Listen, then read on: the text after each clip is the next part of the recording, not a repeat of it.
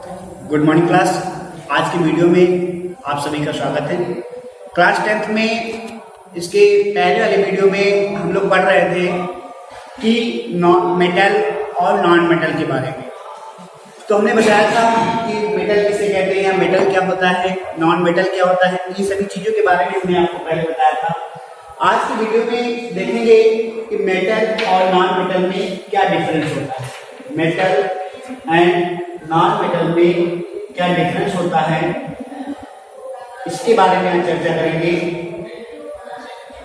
तो मेटल में हमने बताया था कि जो मेटल होते हैं, जो धातुएं होती हैं, इनके बाहरी कोश में इलेक्ट्रॉनिक जो संख्या होती है वो कितनी होती है, कितनी हो सकती है, या तो एक होगी या दो होगी या तीन होगी। मतलब इनके बाहरी कोश में इलेक्ट्रॉनों की जो संख्या होगी वो कितनी होगी, एक होगी या दो होगी या तीन होगी, तो क्या कहलाएंगी, धातुएं कहलाएंगी। ठीक। नॉन मेटल में क्या बताएंगे कि इनके बाहरी कोश में इलेक्ट्रॉनों की संख्या कितनी होगी, चार होगी या तो पांच होगी या छह होगी या सात होगी। तो ये क्या हो जाएगा, नॉन मेटल हो जाएगा। अर्थात इनके बाहरी कोश में इलेक्ट्रॉनों की संख्या कितनी होगी, चार होगी या पांच होगी या छह होगी या कितनी होगी, सात होगी। जैसे बात करते हैं सोडियम की, ये सोडियम लिखा हुआ है, एटॉमिक नंबर कितना होता है, 11 होता है। इलेक्ट्रॉनिक कॉन्फ़िगरेशन निकालेंगे कितना हो जाएगा, 2, 8, 1। इसके बाहरी कोश में इलेक्ट्रॉनों की संख्या कितनी आ रही है, 1 आ रही है। अर्थात इसके अंतर्गत रखा जाएगा, इसको धातु के अंतर्गत रखा जाएगा। अर्थात क्या कर सकते हैं, जो सोडियम है ये क्या है, धातु है। अगला देखेंगे मैग्नीशियम, जैसे लिखा हुआ मैग्नीशियम, एटॉमिक नंबर कितना होगा, 12 होगा। इलेक्ट्रॉनिक कॉन्फ़िगरेशन कितना होगा, 2, 8, 2, 2, 8, 10 और 2, 12। ठीक। तो इसकी बाहरी कोश में इलेक्ट्रॉनों की संख्या कितनी आ रही है, 2 आ रही है। तो इसको किसके अंतर्गत रखा जाएगा, धातु के अंतर्गत रखा जाएगा या मेटल के अंतर्गत इसको रखा जाएगा। इसके बाद में बात करते हैं नॉन मेटल में। तो नॉन मेटल में देखेंगे कि इसमें हमने बताया कि इसके बाहरी कोश में इलेक्ट्रॉनों की संख्या तो 4 होगी या 5 होगी या 6 होगी या कितनी होगी, 7 होगी। जैसे लिखा हुआ है कार्बन, एटॉमिक नंबर कितना होगा, 6 होता है। इलेक्ट्रॉनिक कॉन्फ़िगरेशन निकालें कितना निकलेगा, 2, 4। अंतिम कोश में इलेक्ट्रॉनों की संख्या कितनी आ रही है, 4 आ रही है। तो इसको किसके अंतर्गत रखा जाएगा, धातु के अंतर्गत रखा जाएगा, नॉन मेटल के अंतर्गत इसको रखा जाएगा। जैसे लिखा हुआ है नाइट्रोजन, नाइट्रोजन एटॉमिक नंबर 7 होता है, आपको पता है। इलेक्ट्रॉनिक कॉन्फ़िगरेशन निकालेंगे कितना आएगा, 2, 5। 5 और 2 7 हो गया। अंतिम कोश में इलेक्ट्रॉनों की संख्या कितनी आ रही है, 5 आ रही है। तो ये किसके अंतर्गत इसको रखा जाएगा, अधातुओं के अंतर्गत रखा जाएगा, या जो है इसको नॉन मेटल के अंतर्गत रखा जाएगा। इसके बाद में देखेंगे ऑक्सीजन, कितना देखेंगे, इसको देखेंगे ऑक्सीजन, एटॉमिक नंबर कितना होता है, 8 होता है। इसके बाद में इलेक्ट्रॉनिक कॉन्फ़िगरेशन निकालेंगे तो कितना आएगा, 2, 6 हो जाएगा। कितना हो जाएगा, 2, 6 हो जाएगा। अंतिम कोश में इलेक्ट्रॉनों की संख्या कितनी आ रही है, 6 आ रही है। तो इसको किसके अंतर्गत रखा जाएगा, नॉन मेटल के अंतर्गत रखा जाएगा। ठीक है। उसी तरीके से जैसे लिखा हुआ फ्लोरीन, फ्लोरीन एटॉमिक नंबर कितना होगा, 9 होता है। इलेक्ट्रॉनिक कॉन्फ़िगरेशन निकालेंगे कितना हो जाएगा, 2, 7 हो जाएगा बच्चों। अंतिम कोश में इलेक्ट्रॉनों की संख्या कितनी आ रही है, 7 आ रही है। तो इसको किसके अंतर्गत रखा जाएगा, नॉन मेटल के अंतर्गत रखा जाएगा। ये तो क्या हो गया बच्चों, मेटल और नॉन मेटल का पहला पॉइंट डिफरेंस हो गया, पहला पॉइंट हो गया। इसके बाद में देखेंगे नेक्स्ट पॉइंट,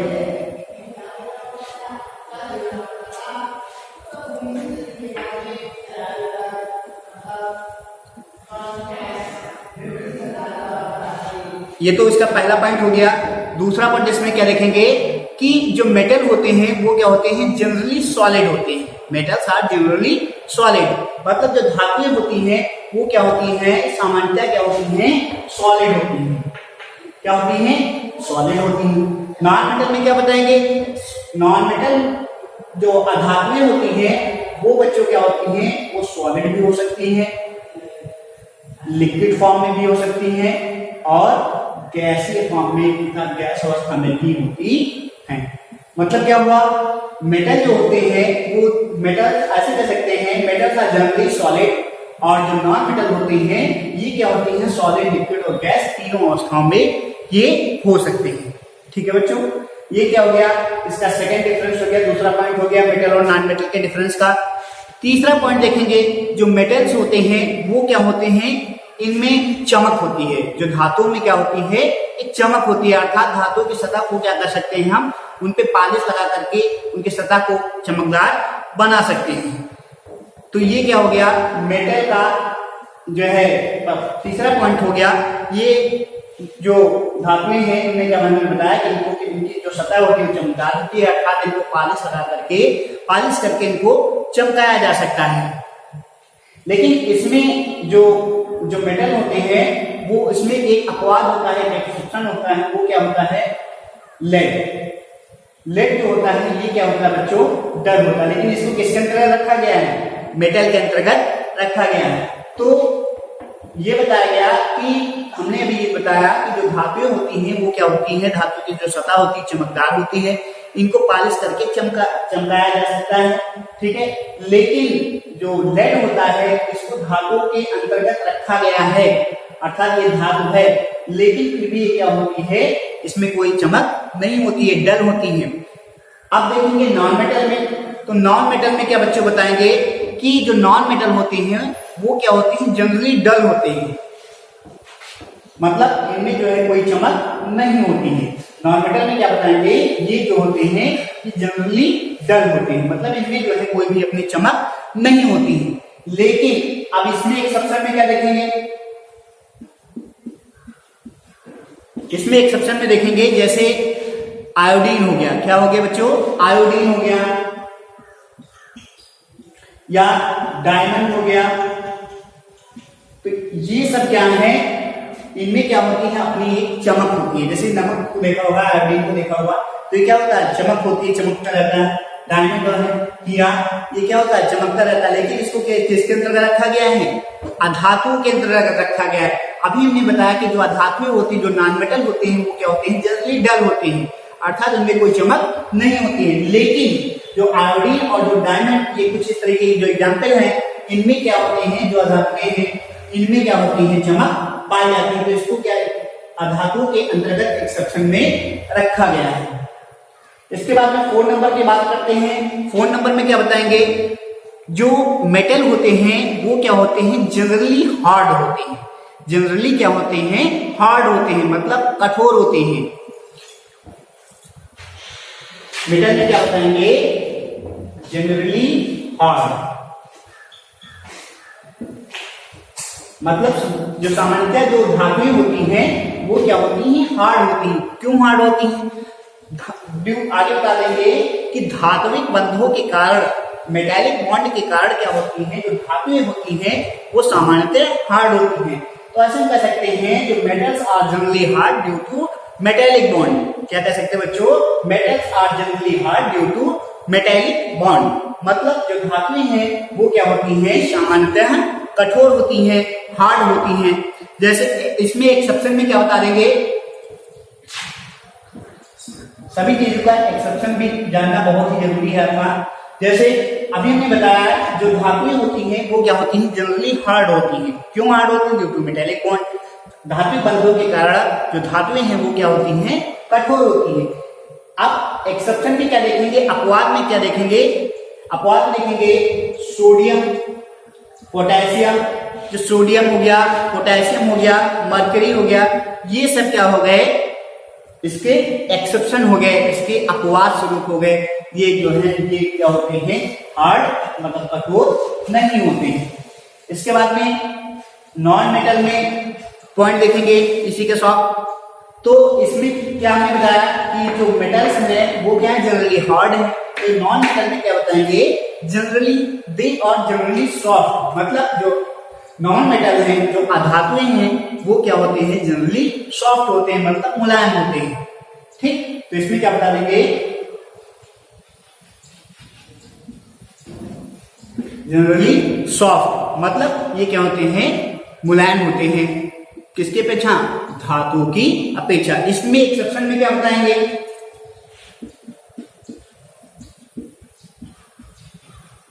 इसमें बता देंगे डायमंड। मतलब अभी हमने बताया कि जो अधातुएं हैं वो क्या होती हैं, जनरली सॉफ्ट होती हैं, मतलब सामान्यतः कठोर नहीं होती, मुलायम होती हैं। लेकिन इसमें अपवाद क्या बताया गया, जो डायमंड होता है, जो हीरा होता है, ये क्या होता है, कठोर होता है। हीरा क्या होता है बच्चों, कठोर होता है। इसको क्या क्या बताया गया कि इसको अधातुओं के अंतर्गत रखा गया है। अधातुओं में ये गुण पाया जाता है कि ये क्या होती है, सामान्यतः मुलायम होती है। लेकिन जो हीरा होता है ये क्या होता है, कठोर होता है। तो ये क्या हो गया, इसका एक्सेप्शन हो गया, एक अपवाद स्वरूप हो गया। ठीक, अब आगे देखेंगे नेक्स्ट पॉइंट 5 नंबर।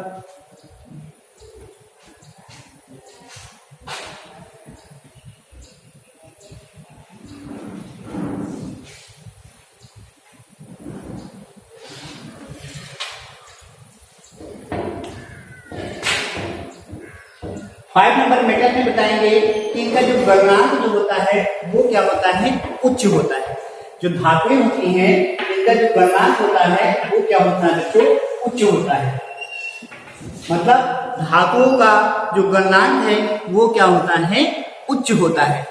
इसमें एक्सेप्शन में क्या बता देंगे, मरकरी।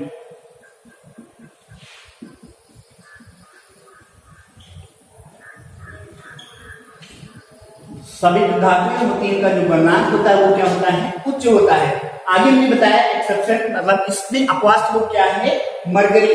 मरकरी का जो गलनांक होता है वो क्या होता है, निम्न होता है। तो ये क्या हो गया, गलनांक की बात हो गई, इसकी धातुओं में गलनांक की बात हो गई। अब आगे देखेंगे अधातुओं में। अधातुओं में क्या होता है, इनका जो मेल्टिंग पॉइंट होता है, जो गलनांक होता है, और जो बॉइलिंग पॉइंट होता है वो क्या होता है, निम्न होता है। अर्थात हम कह सकते हैं लो MP एंड PP। मतलब जो अधातुएं हैं इनका जो मेल्टिंग पॉइंट है, जो बॉइलिंग पॉइंट है वो क्या होता है, लो होता है, मतलब निम्न होता है। ठीक है, ये तो इसकी बात हो गई अधातुओं में जो है इसके गलनांक की। इसके बाद में हम देखेंगे नेक्स्ट पॉइंट। नेक्स्ट पॉइंट में जो है इसमें हम बताएंगे क्या कि जो मेटल्स जो होते हैं उनका जो घनत्व होता है वो क्या होता है, उच्च होता है। अर्थात हम कह सकते हैं मेटल्स हैव हाई डेंसिटी। मतलब जो धातुएं हैं उनका जो गलनांक है वो क्या होता है, उच्च होता है।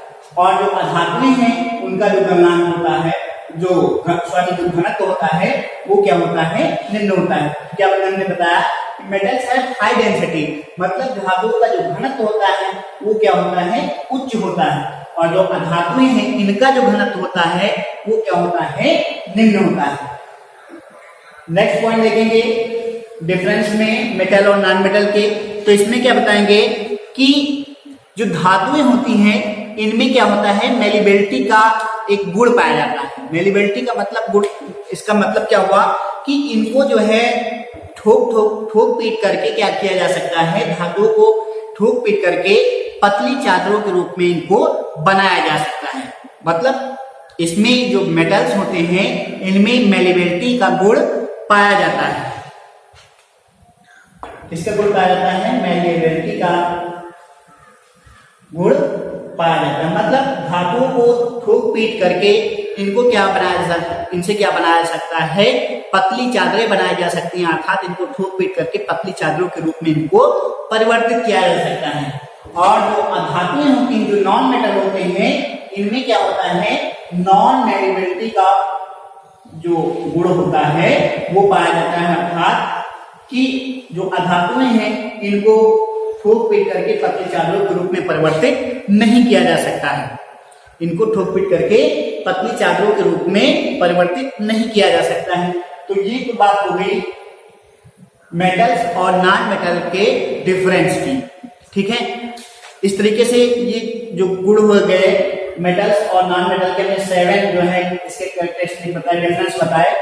तो आगे वीडियो में देखेंगे जो नेक्स्ट क्लास होगी उसमें आप लोगों को पढ़ाया जाएगा मेटल्स के केमिकल प्रॉपर्टीज, मतलब जो धातुओं के जो रासायनिक गुण हैं उनके बारे में नेक्स्ट वीडियो में चर्चा होगी।